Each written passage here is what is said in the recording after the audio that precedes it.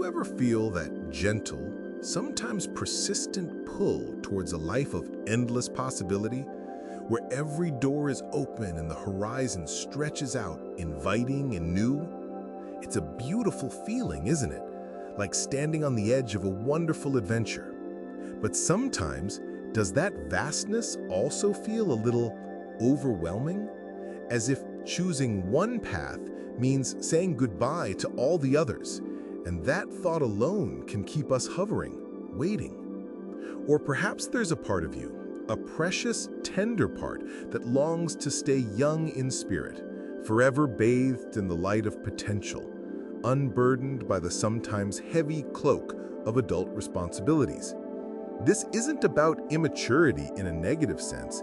It's often about holding on to a sense of wonder, of hope, of the vibrant energy that believes anything is possible. There's a name for this beautiful and sometimes challenging inner landscape. Carl Jung, a wise guide into the depths of our human experience, spoke of the Puer aeternus, the eternal boy, and the Puella aeterna, the eternal girl. Think of it as the archetype of the eternal youth within us all. It's that bright, shining part that dreams big, that sees the world with fresh eyes, and that sometimes, just sometimes, finds it a little hard to fully land on solid ground. The allure of this inner Neverland is undeniable. Who wouldn't want to live where dreams fly free, where cynicism hasn't yet found a foothold, and where the future is a canvas of pure, unpainted promise? This youthful spirit brings so much. Creativity that bubbles up like a fresh spring, an infectious enthusiasm, a belief in ideals, and a heart that can soar with incredible lightness. It's the poet, the artist, the innovator, the dreamer within. It's the part of us that says yes to adventure, that isn't afraid to imagine the impossible. And truly, life would be so much duller without this vibrant energy. It keeps us open, curious, and alive to new experiences. But, like all things in life, there's a delicate balance. If we linger too long in this enchanting realm of pure potential, never quite choosing to bring those dreams down to earth, a quiet ache can begin to stir. It's the subtle sadness of unfulfilled promise, the whisper of what if that never becomes what is.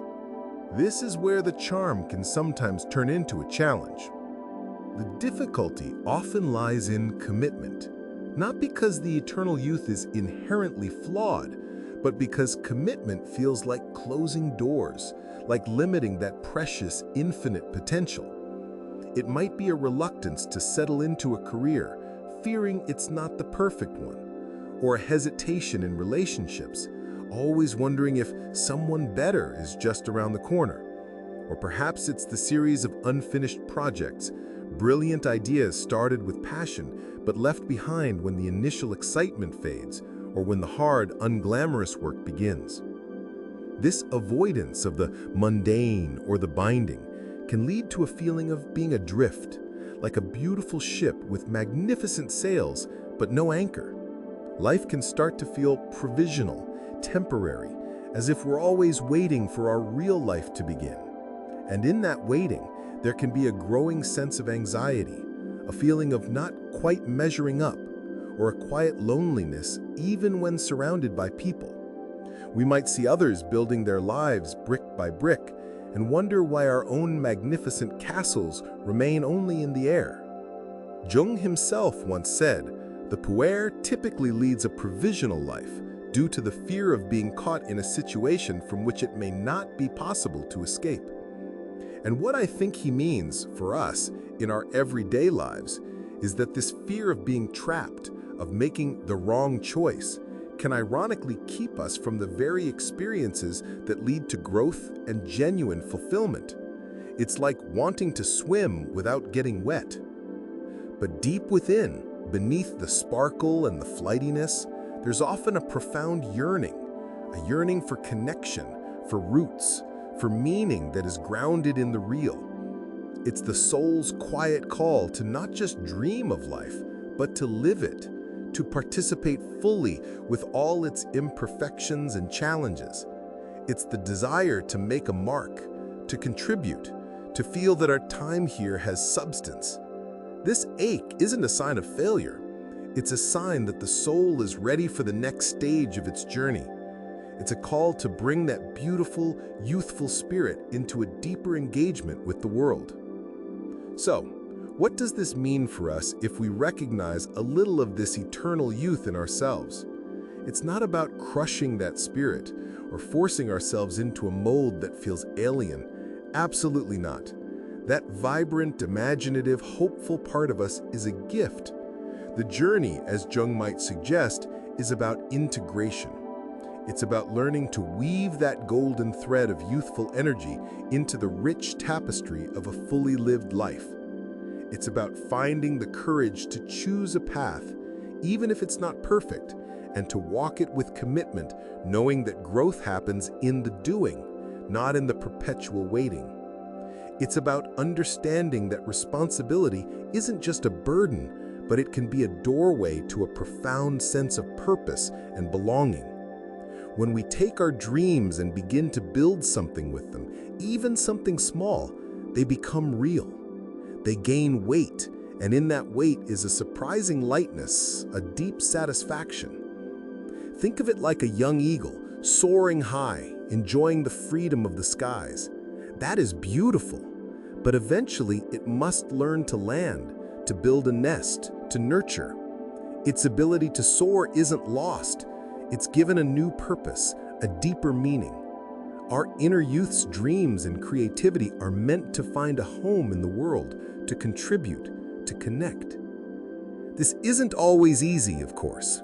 It can feel like a letting go, but perhaps it's less about letting go and more about letting in the richness of experience, the depth of connection, the solid ground of being truly present in our own lives. It's about embracing the both the dreamer and the doer, the free spirit and the rooted individual. This process of grounding can be gentle. It can start with small commitments, small acts of showing up for ourselves and for our dreams in a tangible way. Each step taken, each project completed, each promise kept builds a sense of inner strength and trust. And slowly, that feeling of being adrift can be replaced by a quiet confidence, a sense of being truly home within oneself. What are your thoughts on this dance between the boundless spirit of youth and the call to a more grounded existence? Is there a part of you that resonates with this idea of the eternal youth? And how do you, or how might you, navigate its gifts and its challenges in your own life? I would be so genuinely moved to read your gentle reflections and experiences in the comments below.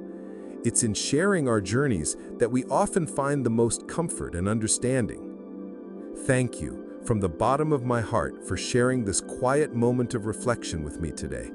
It means more than words can say. Remember, this journey of self-discovery is unique for each of us. There's no right or wrong way, only your way. Be incredibly gentle with yourself as you explore these inner landscapes. You are growing, you are learning, and you are doing so much better than you often think. Sending you so much peace and the courage to embrace all parts of your beautiful self. Until we meet again.